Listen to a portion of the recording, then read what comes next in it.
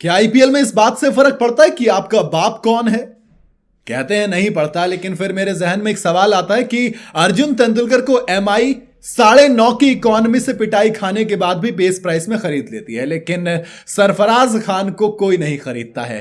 एक मतलब इतनी बुरी परफॉर्मेंस नहीं है, एवरेज परफॉर्मेंस आप कह सकते हो, लेकिन उसके बावजूद उस शख्स को कोई नहीं खरीदता है, वो अनसोल्ड रह जाता है। जबकि वो इंडिया के लिए, हाँ ये आप कह देंगे कि टेस्ट फॉर्मेट में कर रहा है, बट अच्छा कर रहा है। और जब एक खिलाड़ी टेस्ट फॉर्मेट में आपको अच्छा करके दे रहा है, उसका पास्ट आईपीएल रिकॉर्ड इतना भी बुरा नहीं है, 130 का स्ट्राइक रेट है, 22 से ऊपर का एवरेज है।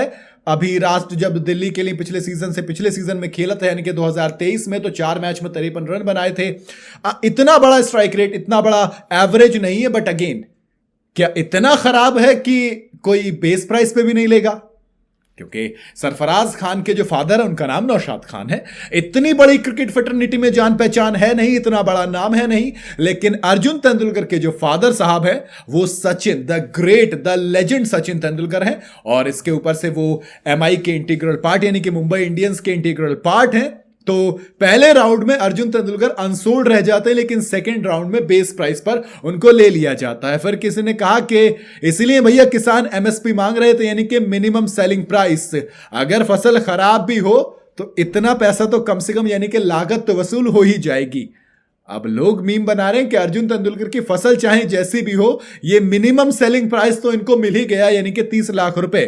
उधर सरफराज खान इंडिया के लिए रन बना रहे हैं, कोई फर्क नहीं पड़ता।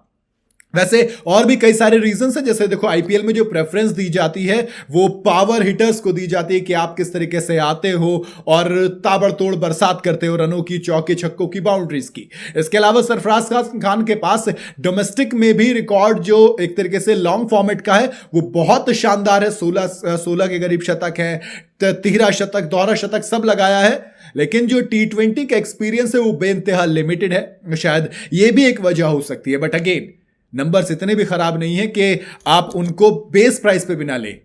वहीं अर्जुन तेंदुलकर के नंबर्स इतने अच्छे भी नहीं है कि उनको बेस प्राइस पे ले लिया जाएगा। 2023 के सीजन में उन्होंने 4 मैच खेले थे।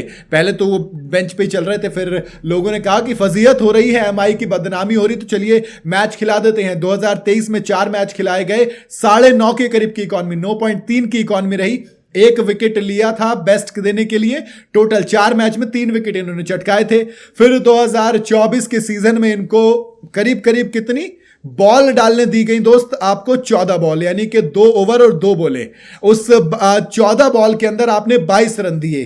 तो फिर इकॉनमी अगेन 9.3 की इकॉनमी इनकी रही। तो ओवरऑल करियर की इकॉनमी भी 9.3 की इकॉनमी है। 38 का एवरेज है, लेकिन बावजूद इसके इनको जगह मिल जाती है, क्योंकि आईपीएल में टैलेंट को प्रेफरेंस दी जाती है। इस बात से कोई फर्क नहीं पड़ता कि आपके पिताजी कौन है। मेरे ख्याल से फर्क तो पड़ता है। मुझे तो दोस्त पूरा लगता है फर्क पड़ता है। आपकी अपनी राय क्या? आप अपनी राय मुझे कमेंट में जरूर बताइएगा। वीडियो अगर आपको पसंद आई हो तो इसे लाइक और शेयर जरूर करें। जाते जाते चैनल को फॉलो और सब्सक्राइब जरूर करते जाइएगा।